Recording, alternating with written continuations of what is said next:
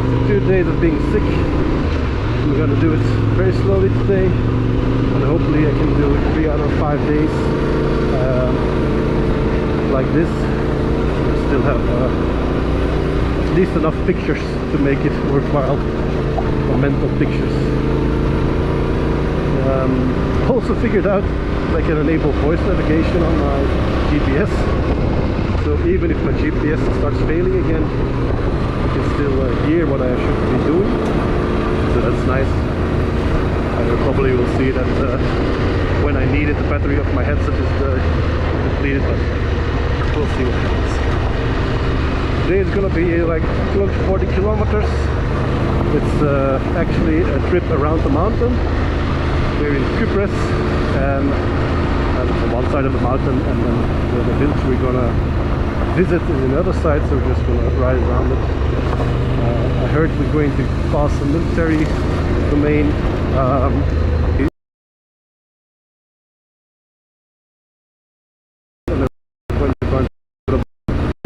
So I'll start streaming. Who knows, you might see an explosion. I don't know if they actually exploded. I haven't heard anything, so I don't know how. I imagine if the mountain should hear something.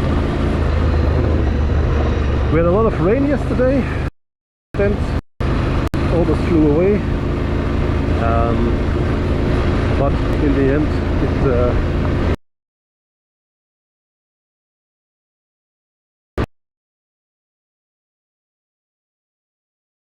2 degrees, which is very nice. 60% chance of rain, so hopefully I can miss it, and it's gonna be like 7 or 9 like yesterday when it actually hits. I'm gonna have a great day.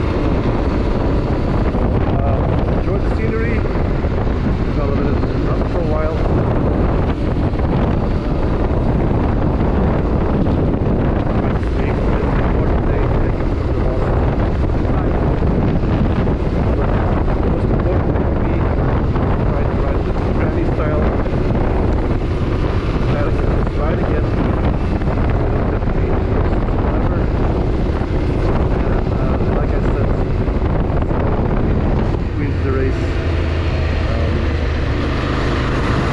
Nothing to prove. Rather just arrive late, arrive safe. I just heard yesterday that there were actually 5 people in the hospital the first day. Some just a broken foot, broken hands or whatever. Some actually have to stay a week with broken ribs and stuff like that. The camp place is really starting to get empty. Motorcycles breaking down. So it's the main question.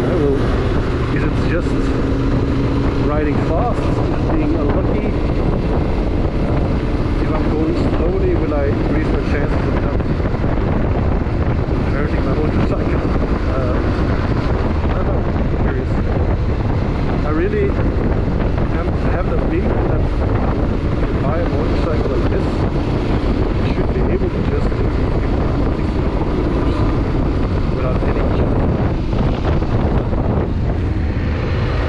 Certainly the enduro bikes, the 450s, every day, every night I see them working on those bikes, changing wheels, changing gears, changing everything.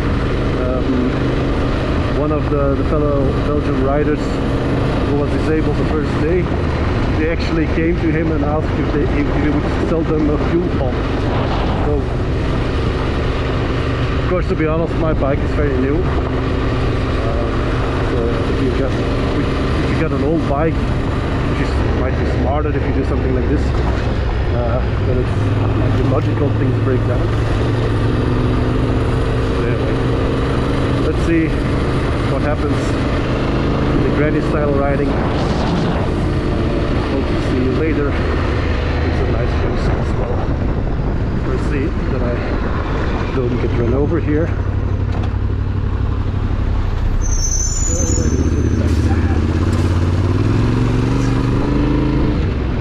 Okay.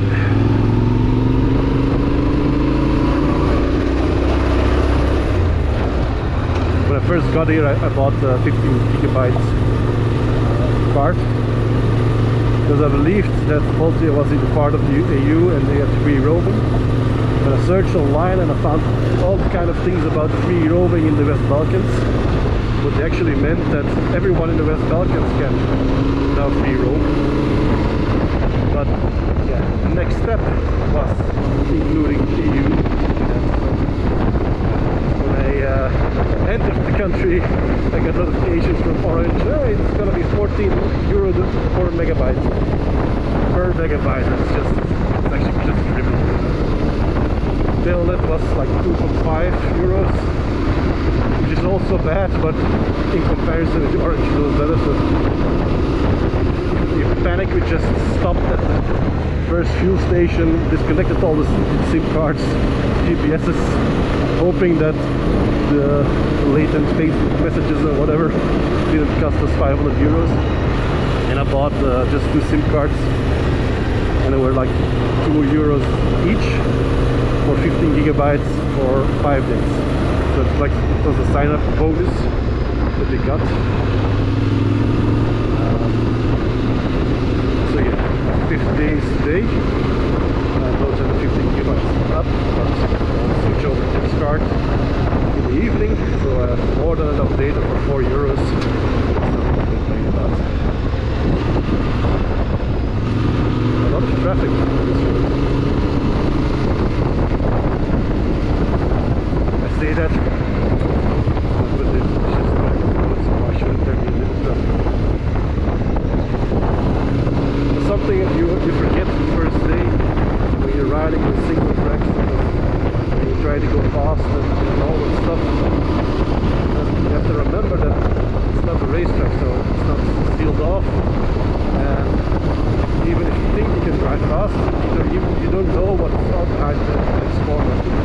There were jeeps, there were people walking, but not enough for you to actively remember, you know. So it was very dangerous in that part, and you really, like I said before, should never be going as fast as you need that brake so hard to wreck them. So that's for me now today.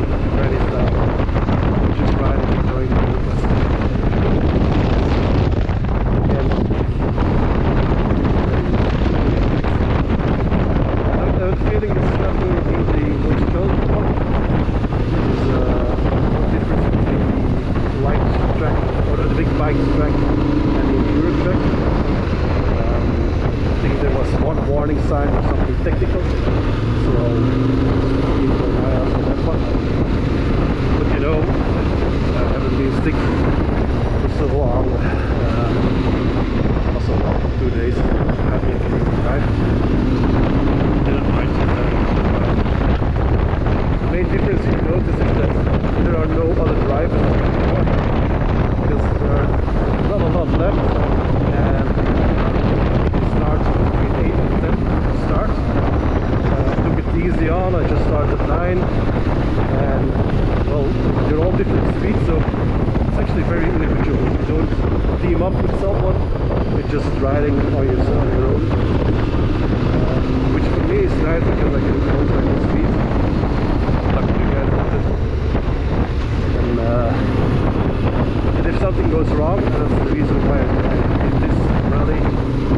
If something really goes wrong, just call it. Rescue jeeps.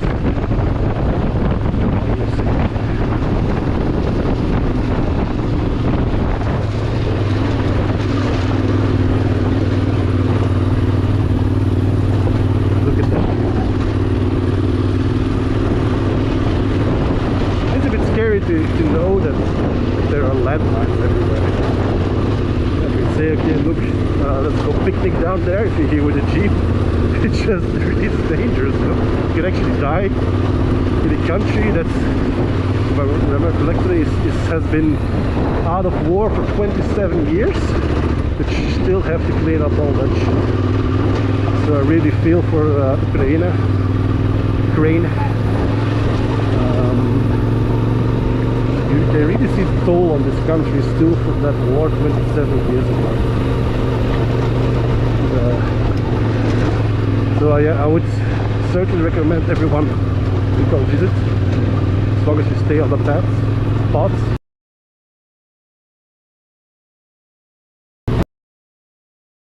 Cheap lodging. You can buy, we looked at it earlier on, you can buy a full apartment here